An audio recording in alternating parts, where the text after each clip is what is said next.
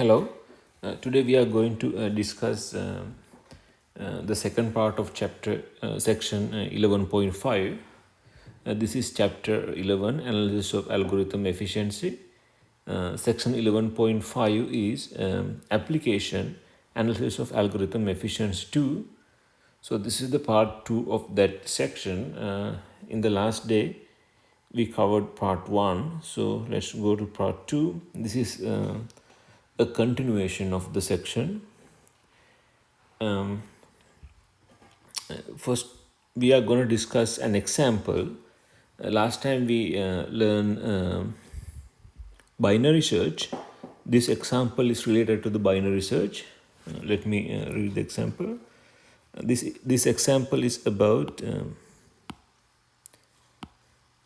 the length of the input array to the next iteration of the loop.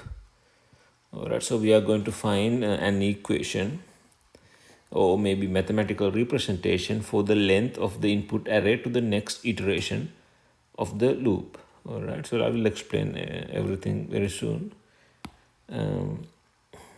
Here, what we have to do in this example, prove that if an array of length k, now the length of the array is k,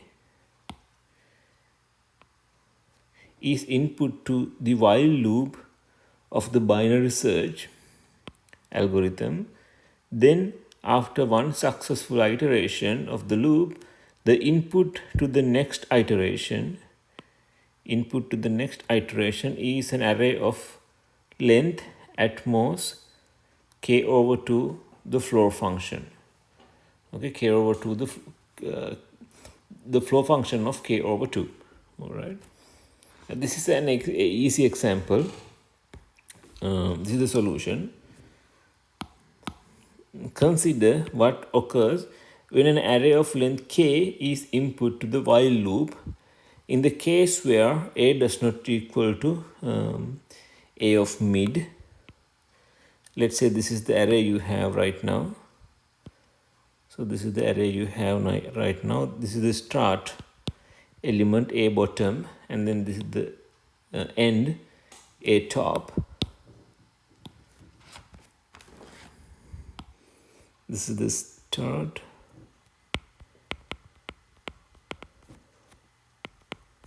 that is the end. All right, a bottom is the start, a top is the end. Let's assume that there are k elements here. There are k elements in this array. All right, so this is the middle element of the array, and then this is the left half, and that is the right half. Okay, you have learned this algorithm actually. So we divide the array into two parts, left sub array and the right sub array. All right, so what we do here is we just take x, which is right here, and then we compare x with the mid. We compare x with the mid, this one. All right, so we compare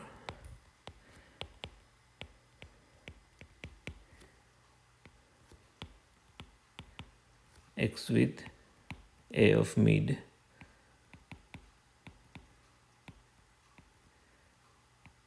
Okay, we compare x with a of mid, and then if x is less than a of mid, so your new input to the while loop is that if x is greater than a of mid, this part is the input to the while loop.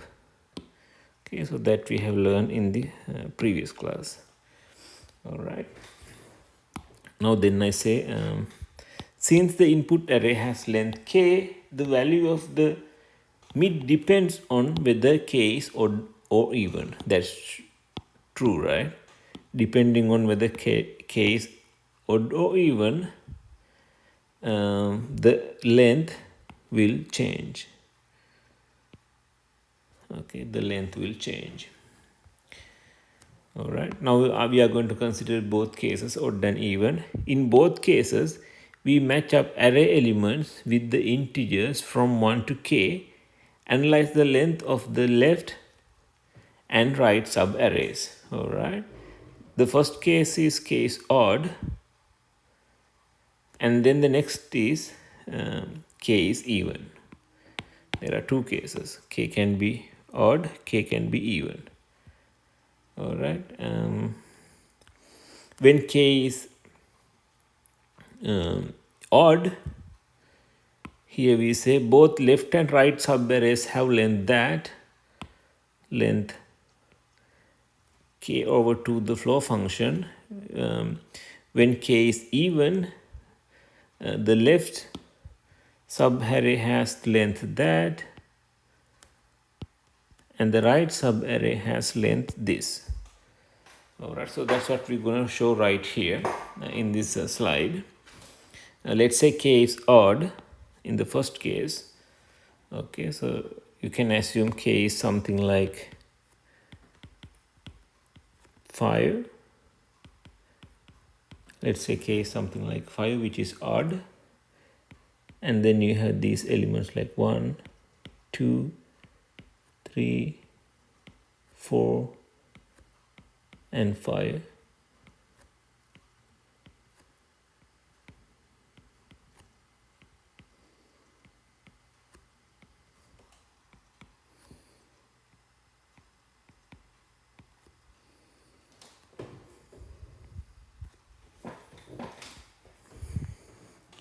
All right, now k is odd here. And then the midpoint is actually this one, okay, which can be given as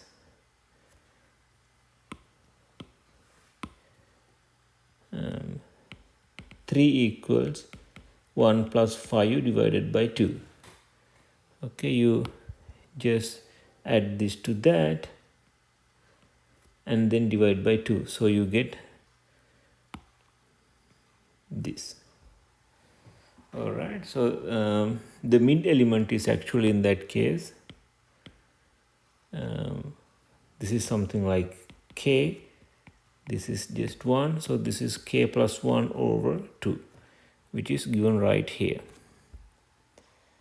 All right, which is given right there. When k is odd, let me use a different color to show that.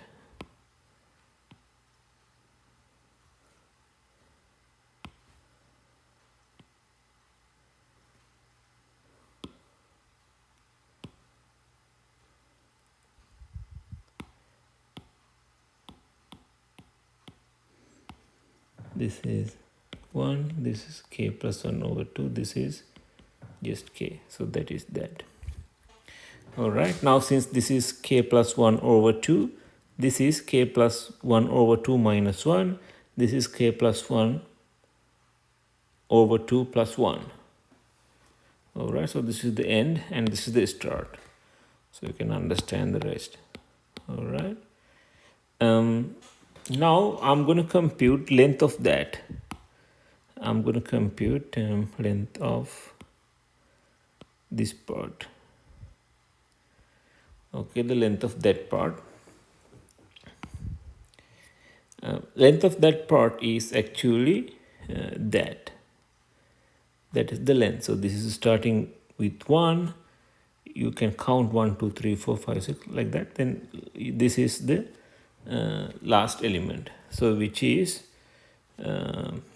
can be simplified as, this can be simplified as that. That means k minus 1 over 2. Okay, k1 minus 1 over 2. Since k is odd, k minus 1 over 2 is a whole number. This is an integer. I would say this is an integer. Since that is an integer, you have let me since it's an integer, that value equals k over 2 divided by 2. For any integer, you can think of any integer, like maybe I forgot to do something here. Yes. So what I'm saying is this is k minus 1 over 2 is an integer. Since it is an integer, you can simply write that equals k over 2, the flow function of k over 2. I can just show you an example for that. So I'm going to write that example right here. Let's assume k is something like 5 as before. Okay, since k is 5, k minus 1 over 2 equals 5 minus 1 over 2, which is 2. All right. And then take this as 1. And then you consider k over 2, the flow function, which is actually 5 divided by 2, the flow function, which is actually 2.5, the flow function, which is 2. Number 2, that means 1 equals number 2. That means k minus 1 over 2 equals k over 2, the flow function. All right, so it is clear to you now how it happens. All right, and then go to the next part. For that part, you have to compute the length, which can be given as k minus this thing, that thing right here, plus 1. You know how it comes. Let's say you have a range of values like this. Let me write like 3,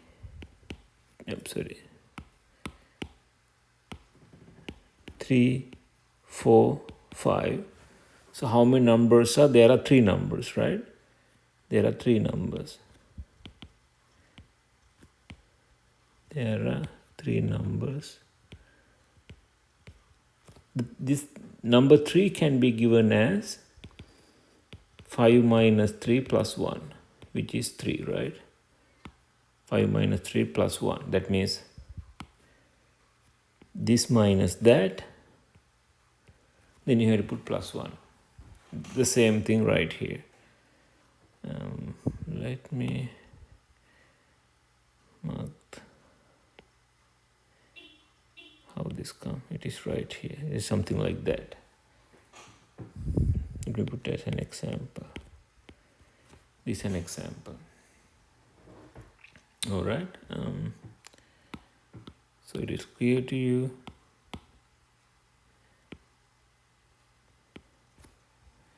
All right. Now you have to simplify that. Once you simplify, you will get k minus 1 over 2. We have already shown that equals the flow function of k over 2. Okay, so then these two parts are good. So you understand how it comes here. And then what happened? K is even. Okay, when k is even,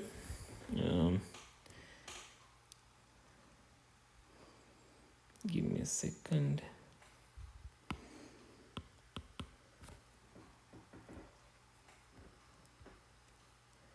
I will just separate that and separate this. When k is even, let's say k equals 6.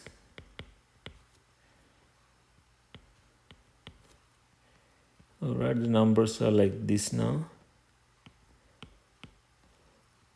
1, 2, 3, 4, 5, 6. The numbers are like this. Then the middle of this one, as we learned before, can be given like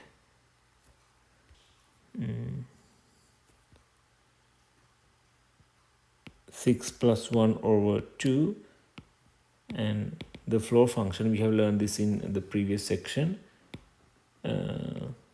No, I mean the previous day of this section, the last day. This is 7 over 2, the floor function, which is 3.5, the floor function, which is 3. All right, which is same as k over 2.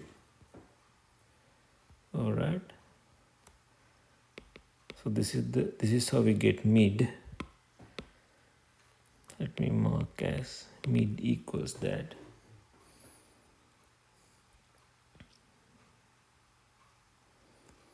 Let me put this as in the previous case, let me put that as mid. This is how you get mid. Of course, you have to put this floor function on that. So let me just expand last time, whatever I wrote in the last time. This is 6 over 2, that. So this is same as just 3, the same value, since 3 is an integer. So you don't need to care this floor function. All right. Good, go forward. And this is k or this and again give me yes, let me write this as just k plus 1 over 2. All right, k plus 1 over 2, k here is 5.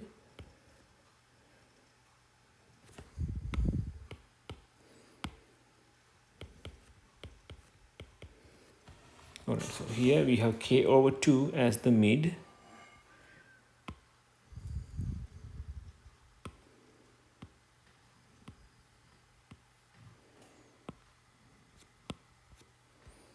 And here it is k over 2, which is right here.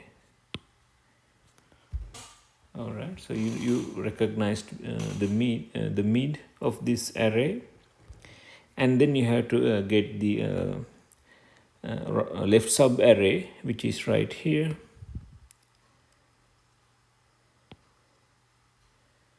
Okay, the length of that one is just k over 2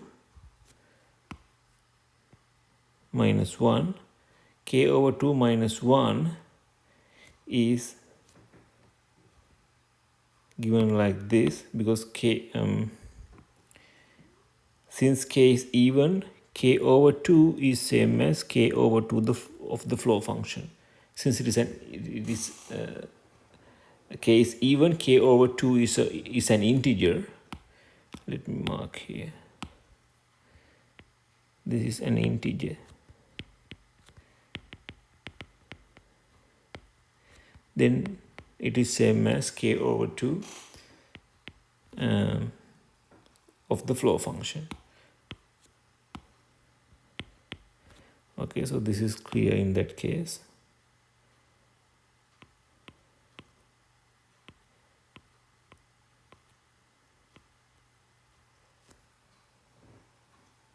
All right, just go to the next part.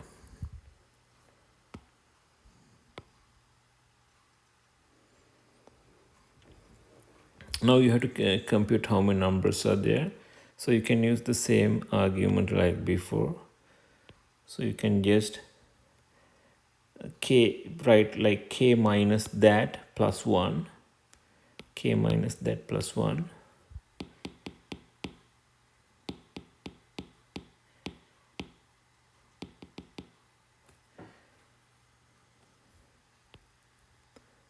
This is actually supported by that example.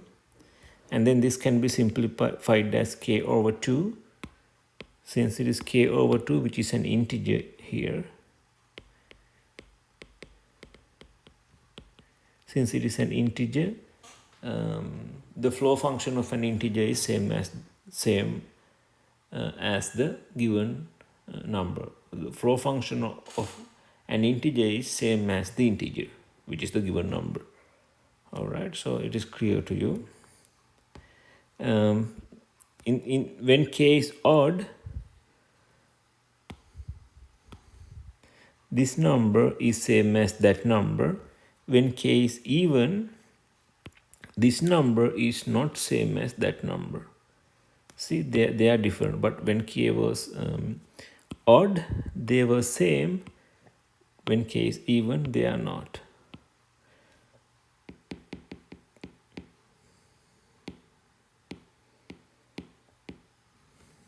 All right. All right. Now let me write this. Because the maximum of the numbers k over 2, the flow function of the k over 2, and the flow function of k over 2 minus 1 is that the maximum of them is this. In the worst case, this will be the length of the array input to the next iteration of the loop, right? So you got 4 numbers. Those 4 numbers were k over 2, k over 2, k over 2, and then this was k over 2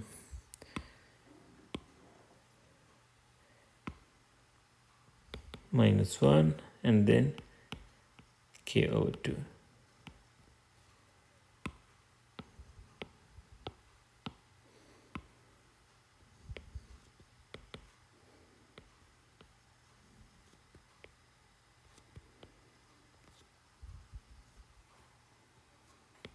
All right. So these are the 4 numbers. Among those 4 numbers, the max is k over 2, the flow function, which is the answer to the problem. See, this is the answer to the problem. We have shown that already. The most length is k over 2, the flow function.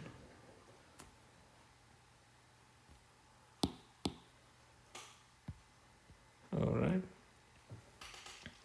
Now let's move to the next slide. All right. Now we are going to talk the efficiency of the binary search algorithm. For that, first we denote. We use wi to denote the number of iterations required to process an array of I elements. So that's a definition, which is wi, the number of iterations required to process an array of I elements. To find the order of the algorithm, we have to find an explicit formula for maximum number of iterations is needed to process a given array. So, all right. So this slide is talking about efficiency of the binary search algorithm. All right, it is talking about the efficiency. For that, first of all, we have to find an explicit formula for maximum number of iterations. All right, so let's go to the next example. Example 11.5.3. Here we compute a recurrence relation for W1, W2, W3, dot, dot, dot. We are going to find a recurrent relationship. Recurrent relationships are the relationships that you need to have the previous step in order to solve for the current step. That means the current step depends on the previous step. Those kind of relationships are called recurrent relationships, right? So you learned recurrent relationships in your discrete math 1 class. All right. So the recurrent relationship here is given like W1 equals 1 and WK equals 1 plus W subscript the flow function of k over 2. This happens for every integer k greater than 1. All right. All right. Let me recall what we have done previously in this slide. In this slide, we have computed a formula for maximum number of. We have found a formula for the worst case scenario the length of the next sub array, the worst case length of the next sub array that we just computed as right here, the worst case length of the sub array in the next iteration. We need that information now. That's why I'm just showing this slide that shows how we got that number, which is the flow function of k over 2. All right, so let's go to the next slide. In example 11.5.2, it was shown that given an input array of length k, the while loop, the worst case, the worst that can happen is that the next iteration of the loop will have to search an array of length k over 2 that we have already done. All right, so you know, in the worst case scenario, the length of the next sub array would be just flow function of k over 2. Okay, so this is example 11.5.2. For input array of length k, okay, once the worst case happens, the length should be k over flow function of k over 2. That's what we're going to use here. Hence, the maximum number of iterations of the loop is one more than the maximum number necessary to execute it for an input array of length flow function of k over 2. So this is something like this. That's what I'm gonna draw here. Let's say this is the given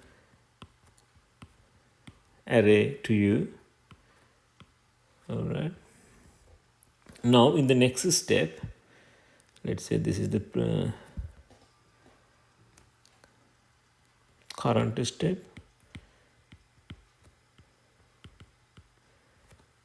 Okay, in the next step, you divide this into two parts. All right, so let's say 1, 2, 3, 4, 5, 6, 7, 8, and then it should be 1 plus 8 divided by 2, the flow function, which is 9.5, the flow function, I'm sorry, yeah, not 9.5, 4.5, and which is 4, 1, 2, 3, 4 here, 5, 6, 7, 8. So the sub arrays will look like this. You just split that at 4. The sub arrays will look like this. The left sub array. This is the right sub array. All right. So, in this case, the length here is 3. Here, the length is 4. All right. So the worst case is right here. The worst case.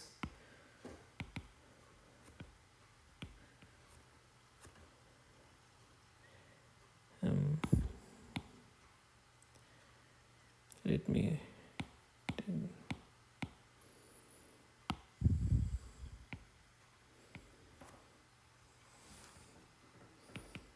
This is the worst case. Why I say worst case? Because that is the lengthiest subarray, which is given as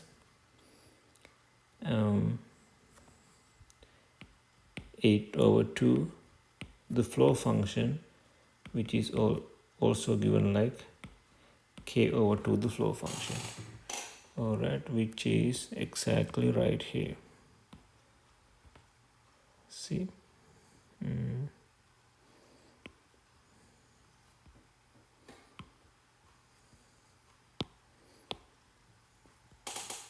Which is given right here, k over 2, the flow function of k over 2. Then I write, hence,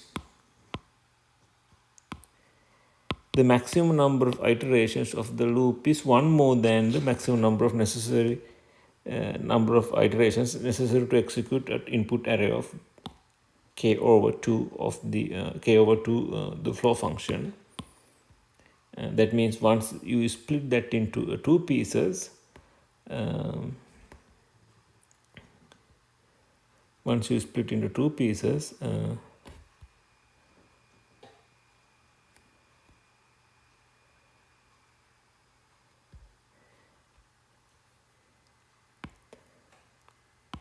let me use a different color here.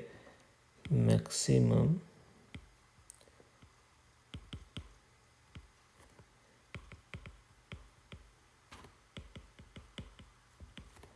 iterations equal k over 2. The length is k over 2, so which is how do I write it?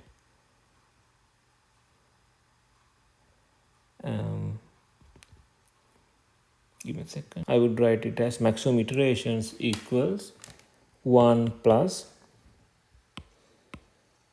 1 more than, that means 1 plus maximum iterations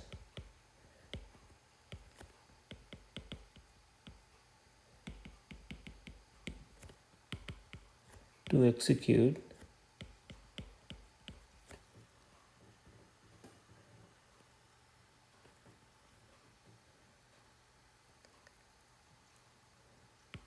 of input array of length k over 2 the flow function.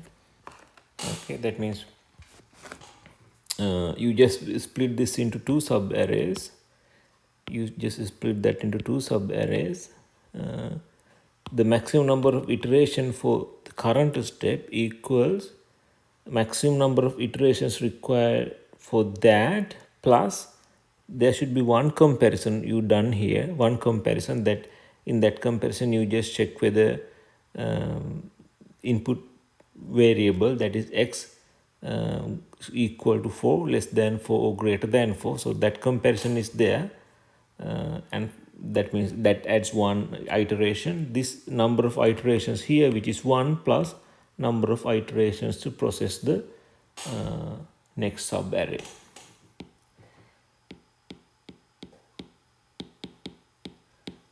Let me take all the unnecessary parts out. Okay, so which is given right here.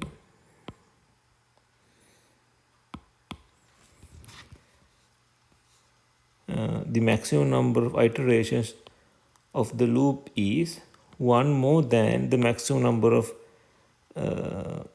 necessary to execute it for an input array of length flow function of k over 2. Okay, that means this relationship can be given as that. All right, one more. It says one more. This one is right there. All right. And then this is a recursive relationship. You have to find the initial condition. So this is called the initial condition.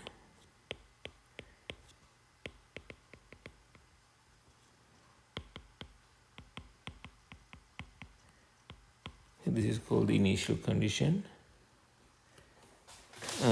Let's say you have an array of one element. Just say you have an array of one element. It is just one element, maybe, I don't know, any number like 5. We have only one element. Right? If you have only one element,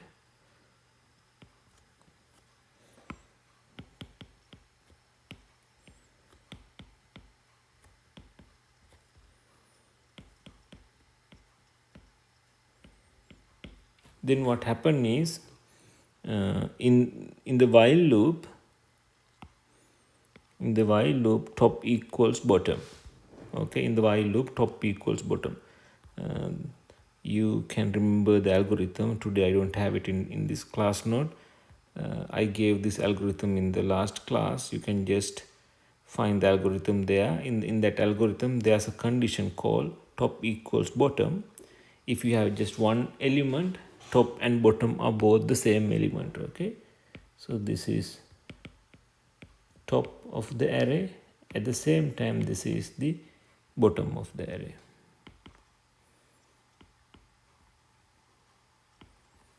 The top and bottom both are same.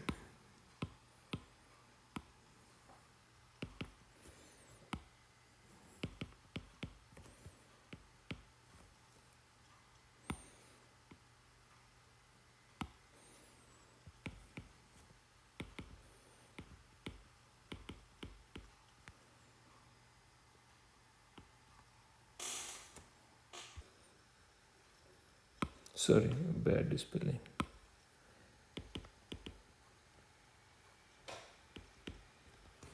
All right. So that means W1 equals 1. So you have to run only one iteration here. All right. So you got this recursive formula. Now that the recurrence relationship for W1, W2, W3, dot, dot, dot has been found, you just found the recursive relationship. Iterations can be used to come up with a good guess for an explicit formula. Now we are going to find an explicit formula for these W's, for this recurrent relationship. Okay, so the next thing is to find an explicit formula for that. Okay, we are going to find an explicit formula for that. It is right here. Example 11.5.4. In this example, we are going to find an explicit formula for W1, W2, W3, dot, dot, dot. So these are the these were in the recurrence relationship that we learned already, these W's. And now we're going to find an explicit formula. As you know, recurrence formula looks like this. That means the kth step, which is the current step, is dependent on the previous step. So that's why it goes like Wk equals 1 plus W flow function of k over 2. That means current step depends on the previous step. When you come to an explicit formula, so that dependency is not there. That dependency is not available. That means Wk is given without the influence of the previous W's. All right, so let me go through this slide. Apply iteration to the recurrence relation found in exercise 11.5.3 to conjecture an explicit formula for W1, W2, W3, blah, blah, blah. All right. So this is the example. Now what we are doing here is we are just expanding these W's and trying to see a pattern. Let me write what we got early. So the formula was like Wk equals 1 plus Wk over 2, and the flow function W1 was 1. So this was the recurrent formula.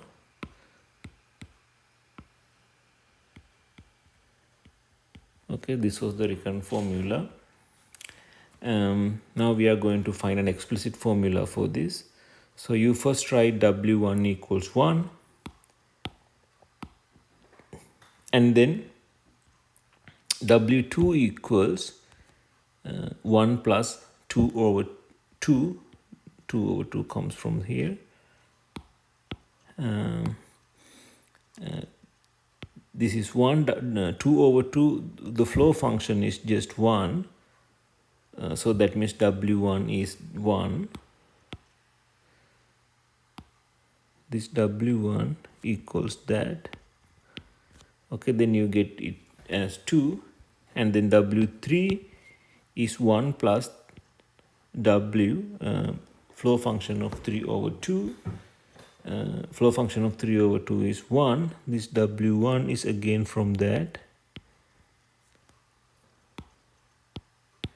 Alright, then it is also 2.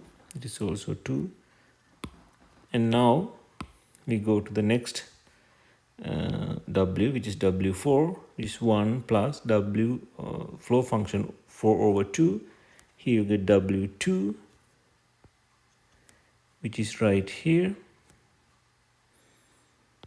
Alright, so you get W2 from there, and W5 equals 1 plus flow function of 5 over 2, which is W2 again here, which is that. Alright, you keep on doing that. Again, you for W6 again you get you get W3. For W6 you get W3, which is right here.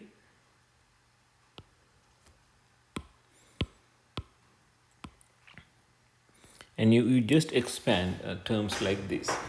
Okay, so in this case, what I'm doing is I'm just expanding it until W16.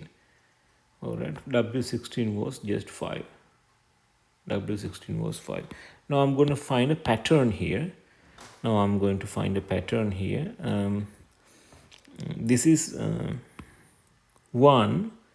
1 can be written down as 2 to the power 0. This is 2. 2 can be written down as 2 to the power 1. Sorry, I have to mention something else actually.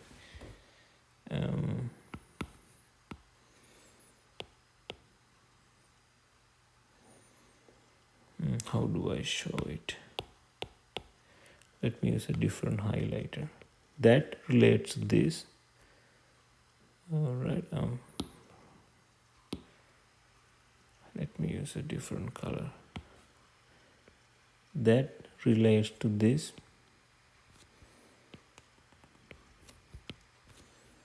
And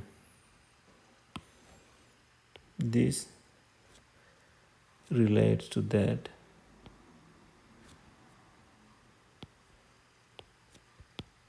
All right, again, this number, which is 2, relates to that. 2 equals 1 plus 1.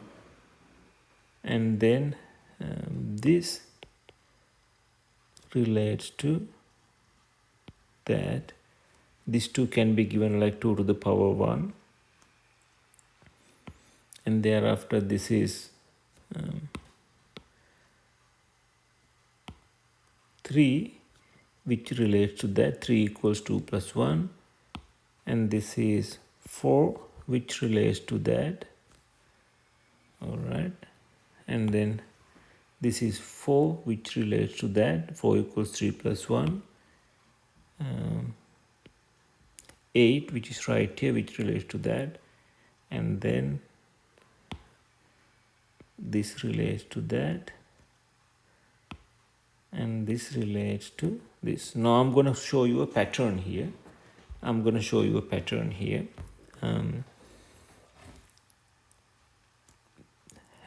This pattern can be given right here.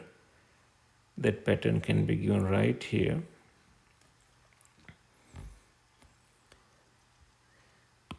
If n is greater than or equal to 2 to the power I and less than 2 to the power I plus 1, then Wn is that.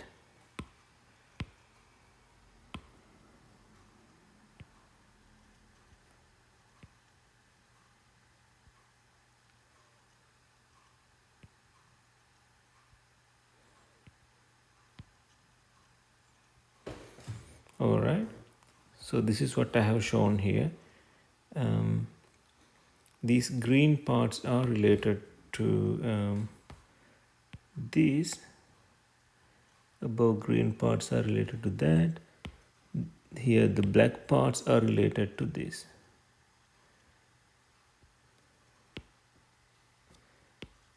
And then green goes like that. Alright, so you can just compare them, how they are related to each other. Alright, so which is given right here, which I wrote right here. Note that in each case, when the subscript n is between two powers of 2, Wn is 1 more than the exponent of the lower power of 2. Alright, so that is exactly right here.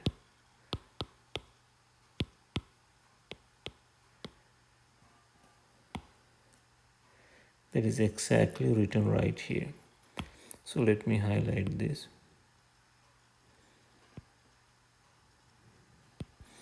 Alright. Now if you remember, we learn a property in one of the previous section. The property is given right here. The property says if n is between 2i and 2i plus 1, then I equals the flow function of log of n to the base 2. Okay, that we have learned early. Let me mark this. We learned this early.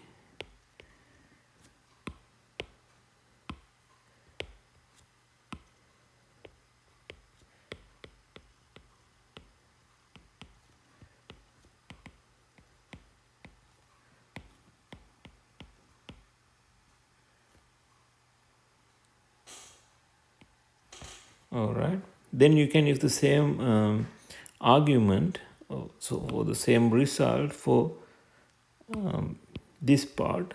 You could use the same result for that part. If it's the same result for that part, then you could write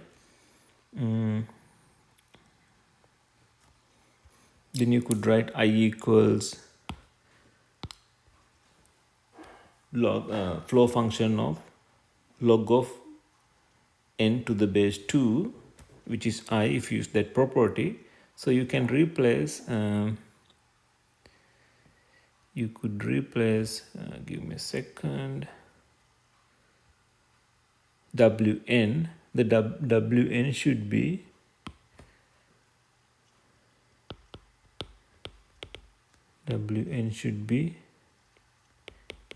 I plus 1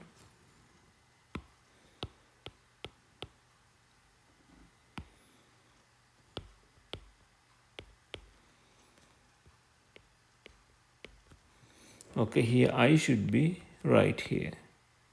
You just plug that I right here, then you get this result. Okay, so they are related actually. All right, you get that result. So which gives you number of comparisons that the while loop works when you execute this binary search. All right, let me read the last line. The final example shows how to use the formula W1, W2, W3 to find the worst case order for the algorithm. Okay, so that is the worst case order of the next we're going to show the worst case order for the algorithm. Okay, which is given right here, the worst case order, algorithm of the worst case order. This is example 11.5.6, which is the last example. In this example, we are finding the order of the binary search. Example 11.5.5 gives us this result. We are going to use that result for this example. Use the result to show that the worst case, in the worst case, the binary search algorithm is theta log of n to the base 2. So we have to show the worst case order. Okay, we have to show the worst case order of the binary search. This is the solution for that. So we already know this thing. We already know this thing because that is given to us from the previous example. All right, so we just write that here. And then we just write this inequality. I will show you how that inequality comes. You know that log of n to the base 2, the floor function of that one is smaller than or equal to log of n to the base 2. If you have just 1 here, you could write like log of n to the base 2 plus 1 is smaller than or equal to log of n to the base 2 plus 1. Okay, so this is the this is actually that part. The right hand side inequality. The right hand side inequality is easy to get. And now think about the left hand side inequality, which is right here. Let me mark it differently.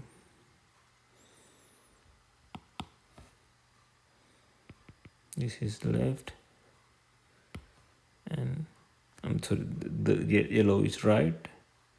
This is left. All right. Now let's work on the left side.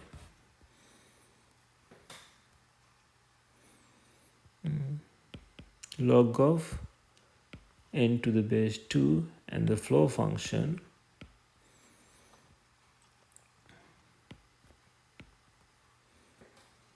okay, the way the floor function is defined,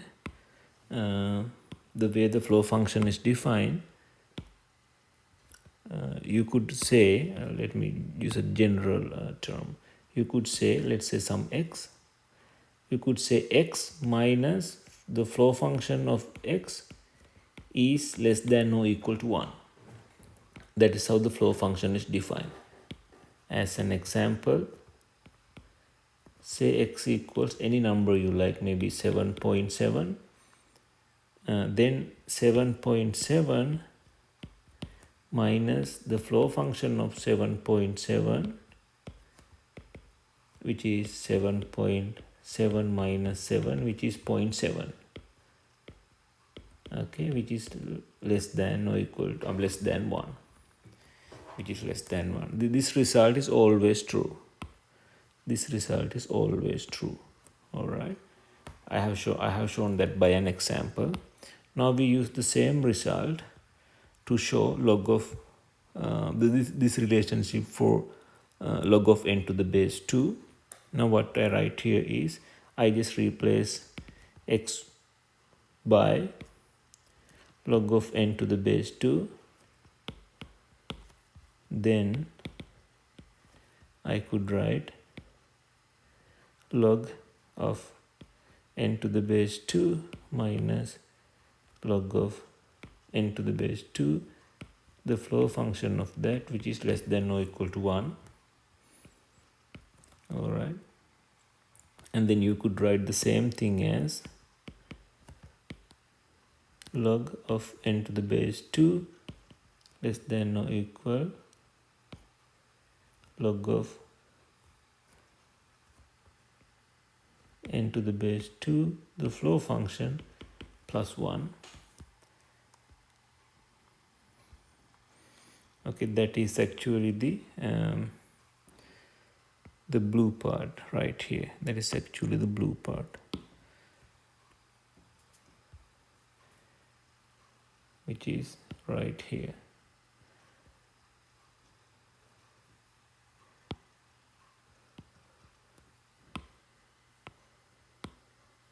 Okay, now it is clear that how this inequality comes. Then what we do, we replace this 1 by that, because log of n to the base 2 is always greater than 1, always greater than or equal to 1. So you replace by that, and then you just simplify these two and get that. Okay, so this is the relationship that we have. Okay, now we're going to bring the concept of theta, that means the order theta. For that we have to find these, we have to define these constant. We have to define a, constant b, and k. I take a to be 1. I assume this is 1, which is a, and I assume b to be 2, and I assume k to be 2. Okay, k means this results holds when this n greater than k. Okay, so then I write this right here, log a times log of n to the base 2 smaller than or equal wn is smaller than or equal b times log of n to the base 2. That is for every integer n greater than or equal to k. Once we have this result, this is actually the straightforward definition of the theta notation. Then we write this as theta log of n to the base 2, which is wn. Alright, so this is the order notation of wn. Then we write, because wn, the number of iterations of the while loop, this is proportional to the number of comparison performed when the binary search algorithm is executed. Alright, that means the order of the binary search algorithm is simply theta of log of n to the base 2. Alright, so I stop here. I actually split this section into 3 parts. Today we learned the second part. In the next class we are going to learn the third part and finish this section. Thank you very much.